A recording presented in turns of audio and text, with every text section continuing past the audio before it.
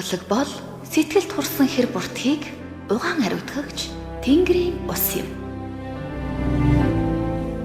Сайн муу, хар цагаан, хайр харуусал, алдаа оноо, амьдрал, үхэл, эхэн ба эцэс. Энэ бүх жаргал зовлон, эргэлтгүй мөнх ба мөнх бус. Хүний амьдралын бүхий л игээтэй хийгээд бүүдгэр талыг урлаг хэмээх тайлагдаж онцгой мэт ертөнц өөртөө агуулж буй. Өнгө гэрэл их шиг хөгийг танд мэдрүүлэх долгион. Их дэлхий радио 107. Урлаг ба ертөнц. Урлаг ба ертөнц.